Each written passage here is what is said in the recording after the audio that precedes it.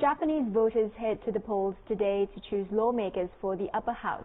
Half of its 242 seats are up for election. Prime Minister Shinzo Abe's ruling Liberal Democratic Party is expected to win by landslide, potentially giving him power to push through radical but much-needed economic reforms. Now, the opposition has controlled the upper house for the past 6 years and hampered policy implementation. この6年間ですかね、毎年政治が入れ替わって不安定で、やっぱり国際的な信用も失ってますので、やっぱりそういうある程度、長続きするっていうのもすごく大事だろうと思ってますけどね。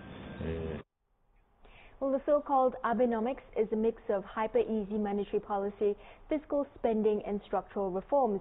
But a big win could strengthen opposition to reform from LDP lawmakers with close ties to industries that would suffer from change.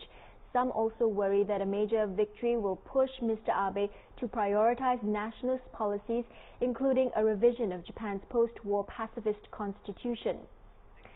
And our Japan Bureau Chief Michio Ishida explains the source of Mr. Abe's popularity and what this might mean for this election. His popularity is mainly due to disappointment to the previous Democratic Party of Japan, especially towards previous prime ministers such as Yukio Hatoyama, who hurt ties with the United States, and Naoto Kan, who many believe mishandled the Fukushima nuclear crisis. So in a sense, it may be a sign of relief that the Liberal Democratic Party, which has been running the country before the Democratic Party, is back from this December. And also, Mr. Abe has been implementing new and bold economic policies one after another since he's taken office. And his first of 3 so-called arrows, a bold monetary policy, has helped boost the stock market and weaken the yen. Well, Michio also tells us support for the LDP might mean tough times ahead for voters.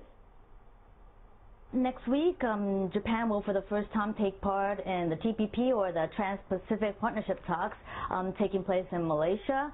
And during that meeting, Japan may be pressured to lift tariffs on agricultural products. And this could hurt Japan's farming industry. And some analysts say, well, this is actually a way for Japan to support reform. Then Finance Minister Taro Aso, who is at the G20 meeting of financial ministers and central bankers, he said that Japan is aiming to raise consumption tax from the current 5% to 8% next year, and following that to 10%. And it is to support Japan's aging society as well as to deal with Japan's snowballing debt. So many painful policies may be implemented after this election.